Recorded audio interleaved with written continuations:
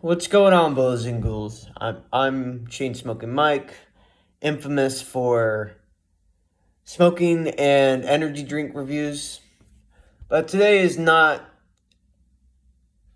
that kind of day. I want to talk about something that's been on my mind for a while. And the reason I want to talk about this is because tomorrow is my 25th birthday, right? And I've been doing a lot of introspection, and it's a little bit painful, but I do it to better build myself up. The topic is, why is it so easy to hate than to love? Well, I made a video about hatred a while ago. Give that a watch. It's a pretty good video describing my character, but be warned, it has a lot of very aggressive and strong language. So watch it at your own risk. But in my personal opinion, hatred is, again, a violation of your boundaries, be it physical, mental, stuff like that, right? And when it comes to society, I feel that society is very callous and hateful. From the day that we are born, right? It seems as if everyone is raised that there's problems that they have to solve, be it math, and stuff like that. And whenever the results don't go our way, how do people react? They get angry, they get depressed, they switch careers. I mean, this is common sense. And I especially see this with men. I feel like men are just hardwired. Maybe it's evolutionary, maybe it's cultural. I don't fucking know, and I don't really give a damn. Anyway, again, when it comes to men, it's like we're hardwired to see problems and try to fix them. And this is both a very good trait and also a very bad trait. Because without men, how are people going to drive on the roads? Who do you think does that? Men. Who controls the money supply or the governments that run our reality? Men. And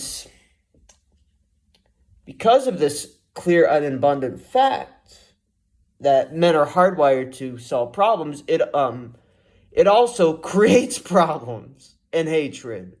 Throughout history, I mean, people perceive problems that they want to solve, usually in the darkest methods, be it death, genocide, and discrimination and such.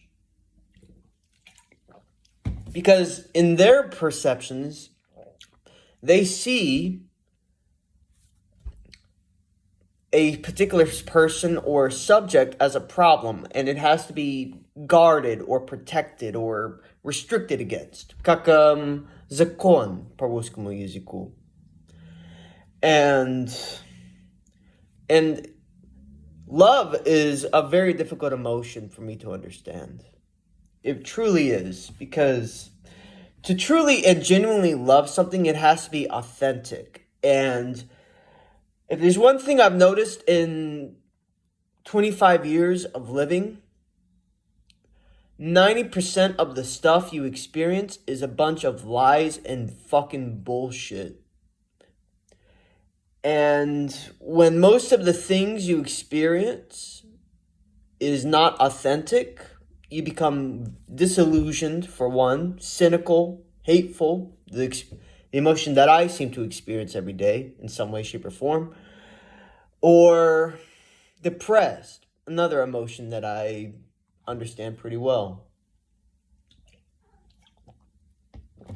And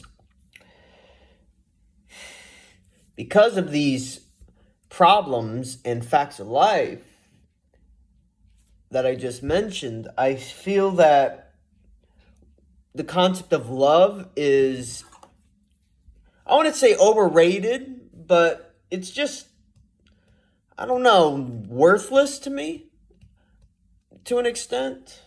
Because, again, as I told you guys before, everything in society, almost everything, there's very few things that are truly genuine in society. Be it your parents, the mother that gave birth to you, and stuff like that. The fact that you exist, those are the things that you should cling to with a very tight death grip. Everything else that exists, you can choose and worship at your own discretion. And anyone that tells you to live a certain way, fuck you. Fuck you.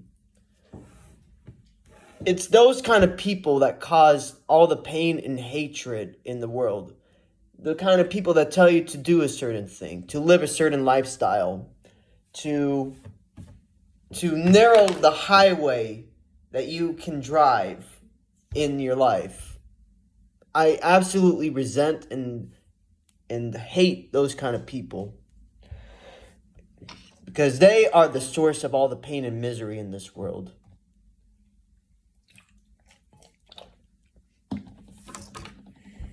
And that is my honest words about why I think hatred is a much more prevalent emotion versus the concept of love.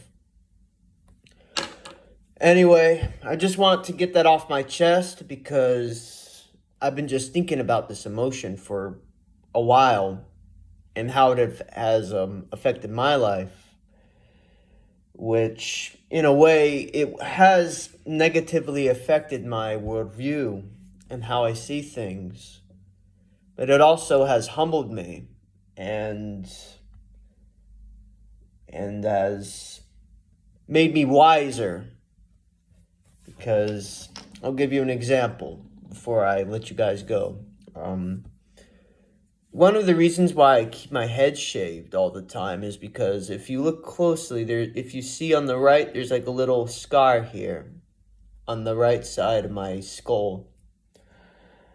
When I was around 17, I lived in a very rough neighborhood, North St. Louis. It was only for a very brief time. I was with my parents on a work order, and we stayed at a pretty rough looking hotel there. And not too far from there was a gas station. I went there to buy myself a pack of smokes, despite the fact that I was 17. They didn't give a shit. And as I was walking home, there a black guy, drove by, and he said, "Hey, yo, care to spare a square?" I was like, "Fuck off, nigger." And that's what I said. And he was like, "What the fuck you say?" And I told him the same phrase again. And he pulled out a gun and shot me. And the bullet hit me pretty good. But it knocked me out. Thank God. Sometimes I wonder why it couldn't have hit closer. Then again, who knows? Maybe if there is a God, maybe he has a plan for me. We'll see. But when it comes to the concept of God, let's just say I have a very unhealthy and poor relationship with him. I'll get onto that tangent shortly. Anyway, so the guy shot me, right? And I had to stay in the hospital for close to 3 weeks. And it actually affected a bit of my character. It affected my memory. The bullet hit me so hard that I forgot what my mother was. I actually had to relearn who she was and just what she looked like, what her name was, all that.